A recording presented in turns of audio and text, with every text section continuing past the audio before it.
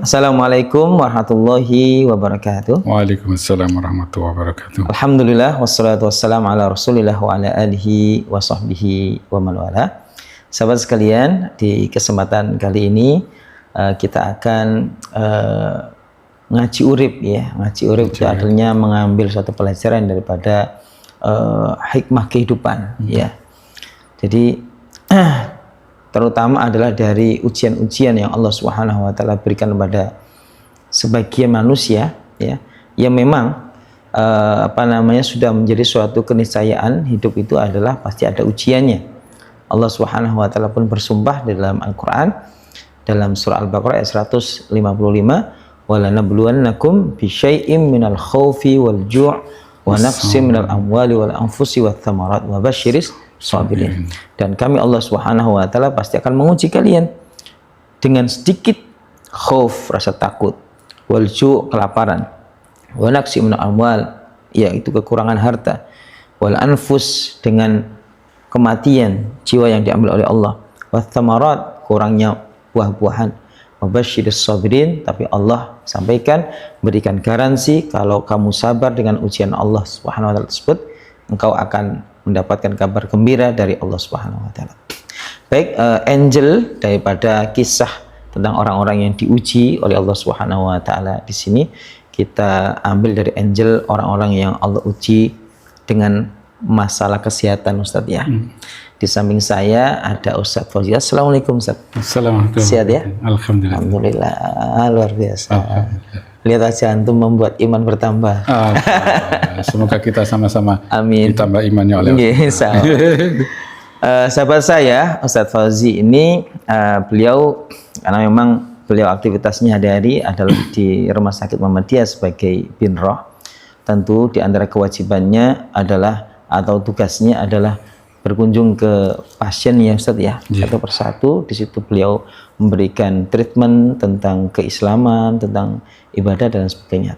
Tapi kita akan minta kisah beliau ya tentang satu pelajaran dari satu episode kehidupan dari seorang pasien yang mungkin mendapatkan satu ujian dan kita bisa ambil pelajaran dari situ sehingga kita menjadi pribadi yang pertama syukur gitu Tat. Nah, di antara cara untuk mensyukuri nikmat sehat kan kita melihat atau menjenguk orang sakit, melihat bagaimana ujian yang Allah berikan pada dia sehingga kita ini semakin syukur dengan nikmat sehat ini. Baik Ustadz, kita kira-kira mungkin disapa dulu pemirsa kita. Assalamualaikum pemirsa. Dalam posisi penuh nikmat kita berusaha mensyukuri dari kondisi yang ada, dan itu terasa ketika kita dalam posisi sakit. Benar. Jadi kita bisa merasakan merasakan sebuah kenikmatan sehat kita yang mungkin jangkauan waktunya panjang. Tapi ketika sakit 5 hari, rasanya Allah, kok nggak pernah sehat ya? Allah.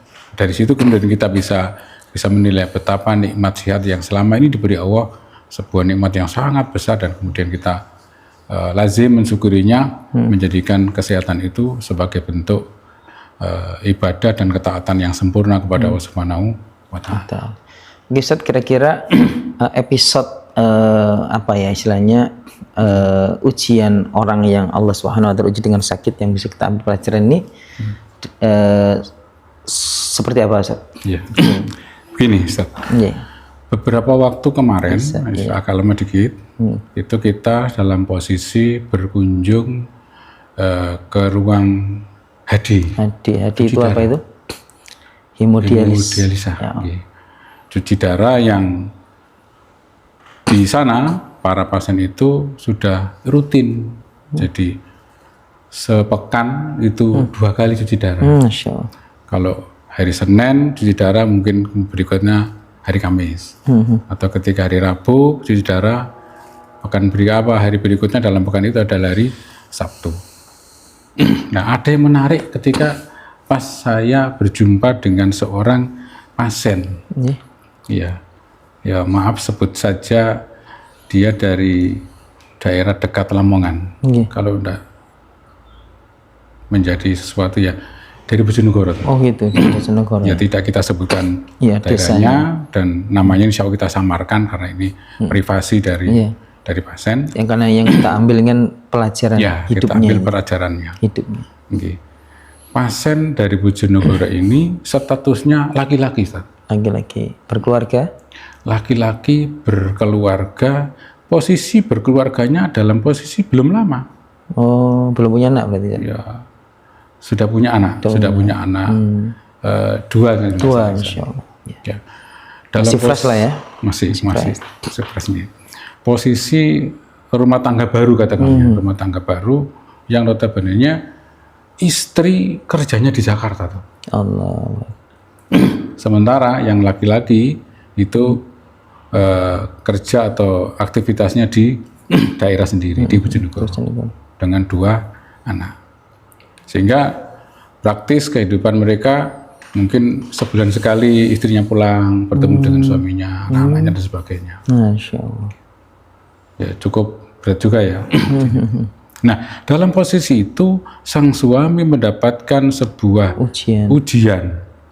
Dia harus cuci darah rutin. Allah. Rutin, sepekan 2 kali. Rutin. Kalau nggak Senin sama Kamis atau Selasa sama hari Sabtu. Ya, posisi semacam itu maka sungguhnya kondisi bapak ini tentu tidak fit sebagaimana orang sehat. Kalau sudah ketemu dengan si istri yang baru datang dari jauh, wah betapa senangnya ya karena nah, posisinya ini dalam posisi lemah karena ujian cuci darah tadi. Nah, itu, kalau cuci darah itu liver tadi yang sakit ya? Ginjal. Oh ginjal ya, maaf. Ginjalnya gagal ginjal berarti? Iya. Stadium 4 ya? Nah, dalam berbagai penyebab atau mungkin dalam berbagai kelemahan organ. Bisa juga karena darah tinggi yang menaun, diabetes, atau mungkin makanan-makanan yang seharusnya tidak menjadi konsumsi seharinya, sehingga merusak dari posisi ginjal. Nah, terus ketika suami dalam posisi HD, tentu istri ini menjadi sebuah dilema bagi dirinya. Dia sangat bersedih, sangat stres tinggi dan sebagainya. Don sebagai seorang istri. Suami. Karena suaminya posisi HD tadi. Oh gitu. Jadi yang sakit yang laki-laki. Oh gitu. Yang istri yang sehat. Tapi posisinya dia kerja di Jakarta. Setelah berbincang lama, Ibu kenapa bersedih? Sedih banget dengan ujian ini. Apa kata beliau? Bagaimana saya nggak sedih, Pak? Posisi suami saya seperti ini. Sakit. HD. Dan kecil kemungkinan untuk bisa sehat lagi. Sementara aktivitas saya di Jakarta. Pulang hanya sebulan sekali. Kalau saya ada masalah, sakit seperti ini. Pada puncak kalimat yang menjadi saya sampai dek itu, terus apa fungsinya saya sebagai seorang istri? Oh gitu. Masya Allah. Peran saya saat itu bergemuruh, wes gak terima udah dibujuk, atau mungkin buyar saja dan sebagainya. Nah, tapi inilah ujian yang diberikan Allah pada salah seorang hambanya. Yang pada pemahaman kita, ujian itu sebagai cara untuk mengangkat derajat kita. Saya itu mikir tadi, gimana cara mendongkrak daripada motivasi, mungkin semangat hidup, atau mungkin rasa terima ikhlas dari ujian itu. Kalau saya berpikir, saya berikan langsung tipsnya bagaimana harus sabar dan sebagainya. Ya semuanya dulu, semuanya orang tentu gampang ya. Orang sakit sabar Pak ya. Agar dia kemudian mendapatkan sebuah pelajaran dan tersentuh, maka kemudian saya gambarkan kepada seseorang, Ibu, saya boleh bercerita Bu terkait dengan kondisi jenengan saat ini. Sambil bersedih, sambil merunduk, Ibu bilang, monggo Pak, saya dengarkan. Baik Bu, Ibu, ada sebuah keluarga kecil seperti panjenengan, ya, anaknya 3, ya, Nggak tak sebutkan kali itu saya. Iya. Tapi ya saya sebutkan juga anaknya 3. Kemudian keluarga ini sangat-sangat bahagia. Karena yang laki-laki itu sangat penyabar, istrinya juga sangat penyabar. Dan bahkan kehidupannya itu ya bagaikan sebuah air mengalir lempeng gitu loh. Gak pernah ada bentrokan, gak pernah ada suara keras dan sebagainya di rumah itu. Nah, suatu hari sang suami ini sama istrinya berangkat untuk mendaftarkan anaknya yang pingin mondok. Sebuah keinginan yang luhur tadi ya. Anaknya pingin mondok. Sampai sang istri atau istri ya saya ya istri saya bilang, Abi berangkat sekarang aja mumpung saya sedang libur kerjanya. Oke. Dan kemudian kita berangkat sampai di pondok, daftar, selesai, pulang. Dan dalam perjalanan pulang terjadi sebuah kecelakaan. Istri harus meninggal. Dan kemudian kita harus merawat 3 anak tadi. momongan yang dititipkan istri kepada kita. Masya Allah. Dengan kisahkan itu ya. Saya kisahkan itu, harapan saya tidak memberikan sebuah tekanan untuk menerima sebuah tip atau saran dan sebagainya, agar beliau menyelami bahwa bukan dia saja yang merasa begitu. Mendapatkan ujian. Tapi semuanya masih banyak yang ujiannya besar. Orang lain mendapatkan bukan hanya pasangannya sakit, bahkan ada yang diuji dengan pasangannya meninggal. Panjenengan masih mending, Bu. Posisi suami sakit, masih bisa dilihat, masih bisa dirawat, masih hidup. Bayangkan saat itu panjenengan seperti kami, hari biasa berangkat tertawa, senang, pulang nggak ada. Allah. Pulang sehat, ceria, berangkat sehat, ceria, pulang jadi berangkat sama-sama, pulang sendiri. Pulang sendiri. Oh, iya. Berangkat dengan tersenyum bahagia, pulang sedih. Gitu ya. Allah. Ya. Saat itu Bu, saya kemudian sama dengan panjenengan, nggak nerima dalam posisi itu. Sampai sayangnya Allah pada saya, saat itu saya dibuat tidak sadar selama 2 hari. Saya cara Allah ya. Iya. Cara Allah untuk menenangkan kita dan menjadikan mental kita tidak frustasi, tidak menyalahkan takdir, maka menguatkan hati jenengan. Maka kemudian saya dibuat tertidur. Dan tidurnya itu sebelum kejadian. Jadi saya kejadian itu tidak ingat sampai 2 hari sebelumnya, kemudian baru dibangunkan Allah dalam posisi tersadar. Saya nggak tahu ngapain saya di sini, bagaimana produk saya tidak tahu. Belum sadar sepenuhnya. Belum sadar. Akhirnya teman kami dari tim dokter, waktu itu Dokter Anas menyampaikan, oh Pak Fauzi, ini Allah sedang menyayangi panjenengan, agar tidak stres, agar tidak menjadi apa-apa, maka panjenengan dibuat tidak sadar. Masya Allah.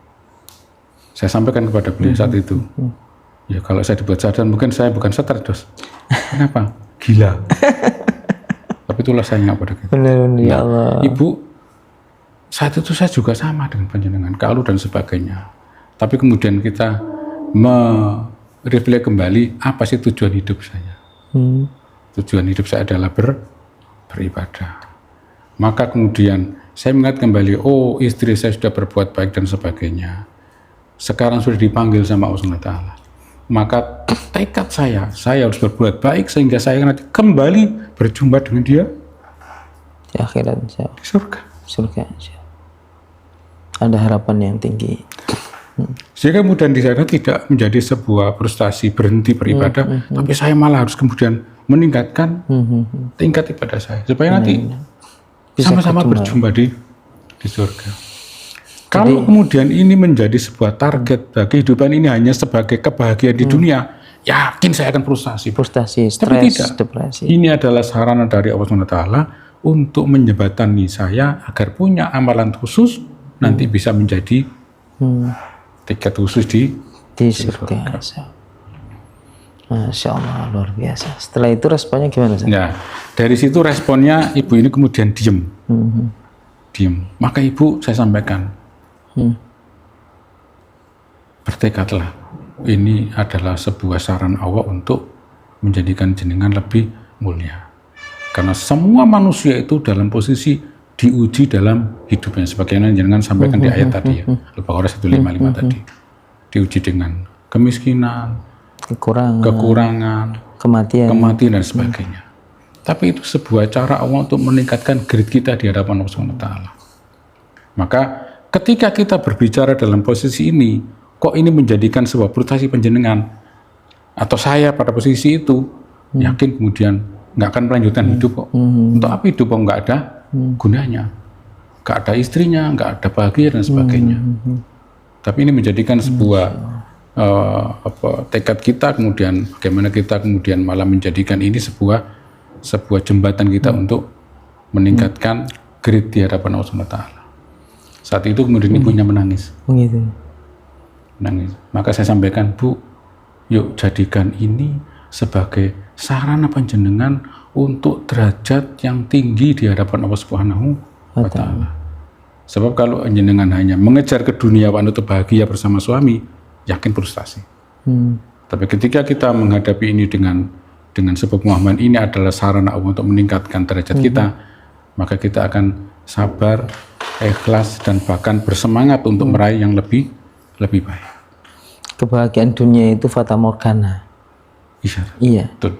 Kebahagiaan yang menipu. Kayaknya ada tapi hakikatnya nggak ada. Ya.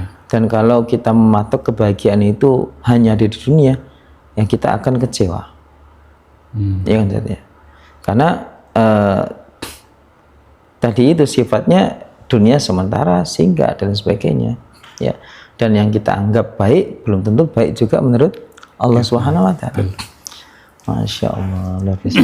Akhirnya ibu ini langsung tercerahkan, Ustaz ya. Ya. Dari situ, setelah itu beliau menangis dan kemudian wajahnya berbinar, yang awalnya murung, gelap wajahnya sedikit tercerahkan, sedikit cerah wajahnya, dan kemudian bisa sedikit ada muncul menerima takdir tadi senyumnya. Dalam posisi semacam ini, maka bagaimana kita menjadikan mereka itu menyadari dunia ini seperti yang Ustaz sampaikan tadi, sebuah fata morgana, ujian. Maka siapa yang diuji dalam posisi kemudian mengambil kebaikan dalam ujian itu, pasti itulah sungguhnya dia yang mendapatkan sebuah kebahagiaan. Masya Allah, luar biasa. Subhanallah, maka orang Islam itu kalau kembali kepada ajarannya itu indah, Ustaz ya. Ya, jadi makanya sampai Nabi mengatakan ajaban ya amrul mukmin tadi ya. Sungguh menakjubkan ya perkara seorang mukmin itu. In asabathu syarra syakara fa kana khairun lahu, apabila dia mendapatkan kenikmatan dia bersyukur dan itu baik bagi dia. Wa in asabathu dharra sabara fa kana khairun lahu. Ketika ada suatu bahaya, ada suatu masalah, musibah yang menimpa dia mampu sabar, maka itu adalah kebaikan bagi dia. Subhanallah, sahabat sekalian yang dirahmati Allah, satu pelajaran yang bisa kita ambil daripada kisah yang disampaikan oleh Ustaz Fauzi tadi itu ya, bahwasanya memang hidup ini adalah ujian. Ya, kita tidak mungkin senantiasa sehat, ada kalanya kita yang sakit atau mungkin salah satu daripada keluarga kita. Dan kalau misalkan salah satu keluarga kita ada yang diuji sakit, ingat ada orang, sekian juta orang yang mungkin ujian sakitnya lebih berat, lebih parah daripada kita, gitu Ustaz ya. Dan kalau memang begitu terasa berat ujian sakit yang menimpa kita atau keluarga kita, ingat ya, kehidupan dunia itu singkat. Betul. Kalaupun kita terpisah dengan pasangan kita ya, tadi seperti kisahnya Ustaz Fauzi ya, perpisahan di dunia itu sangat singkat. Nanti kita akan dipertemukan kembali oleh Allah Subhanahu wa Ta'ala dalam kehidupan yang kekal di surga. Ya. Kan prinsipnya itu kita tidak berpisah selamanya. Benar. Hanya diantara kita mendahului diantara yang kita, lain. Ada kalanya kayak istri saya mendahului kita dulu. Baru kapan kemudian pada saatnya Allah kemudian memanggil kita. Dan ketika itu menjadi sebuah prinsip dalam hidup kita, orang nggak terlalu sedih ditinggal orang tua, ditinggal pasangan dan sebagainya. Kenapa? Nanti ketemu lagi di sana.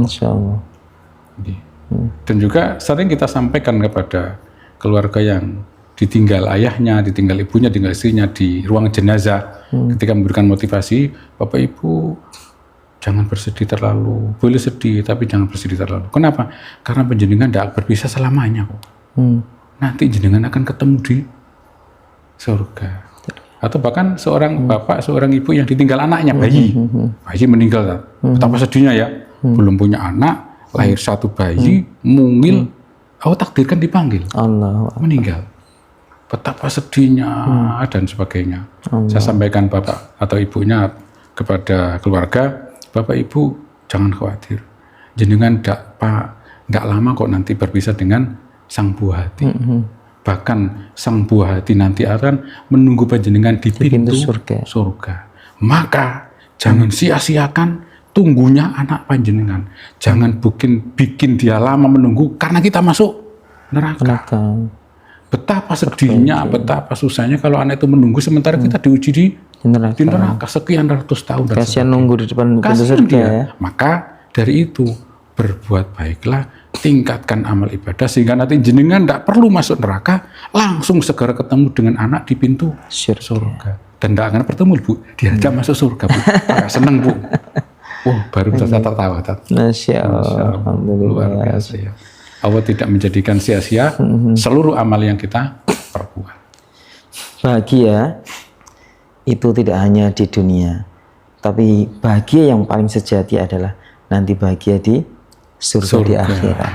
Oleh karena itu masalah di dunia ya sebesar apapun harus kita anggap kecil bila kita mengingat nikmatnya akhirat, bila kita mengingat besarnya nikmat surga. Dan kita harus yakin masalah hidup itu seperti mendung, ya nggak mungkin mendung itu tetap bertahan sampai berhari-hari. Ada kalanya mendung itu pasti akan lewat, ada kalanya hujan itu pasti akan berada. Ya, malam tidak akan selalu malam. Ada kalanya sang surya akan segera menyingsing. Sama halnya terang pun juga tidak selalunya. Ada kalanya kita akan masuk ke suasana senja. Baik, Ustaz, closing statement dari jenengan dari kisah itu. Dari kisah itu bahwa sesungguhnya Allah menginginkan kita untuk sabar dalam kehidupan ini. Sabar dalam tataran bukan hanya sebuah kalimat, tapi sabar dalam sebuah tataran pelaksanaan kehidupan. Karena Allah menilai kesabaran orang itu bukan pada kelanjutan episode, tapi saat itu, ketika ujian datang, bagaimana sikapnya, itulah tanda bentuk kesabaran kita kepada Allah. Bahkan ketika kemudian kita ikhlas dalam ujian itu, bukan hanya pahala, hapus semua dosa-dosa yang kita lakukan. Maka mari kehidupan ini dalam ujian yang ada kita sikapi, kita alami dalam sebuah kesabaran dan keikhlasan, yakin Allah tidak mendolimi kehidupan kita, tapi Allah ingin mengangkat derajat kita di sisinya, tentu di surga yang paling tinggi. Allah alam. Masya Allah. Barakallahu Ustaz. Jazakallahu khairan. As-sabru inda sadmatul ula, kata Nabi, sabar itu terlihat dari pukulan yang pertama tadi. Sampai ketemu lagi pada kisah-kisah kehidupan berikutnya. Insya Allah kisah-kisah ini bisa membuat kita semakin bersyukur ya kepada Allah Subhanahu Wa Taala, karena kita membicarakan orang-orang yang diuji oleh Allah dan kita baru bisa mengkaca, ternyata ujianku ini belum seberapa. Sahabat sekalian, sampai ketemu lagi pada episode berikutnya insya Allah, tetap bersama kami Ustaz Fauzi dan Ustaz Imam Musyrikin. Assalamualaikum warahmatullahi wabarakatuh. Waalaikumsalam warahmatullahi wabarakatuh. Syukran katsir, sehat insyaallah. Ini membuat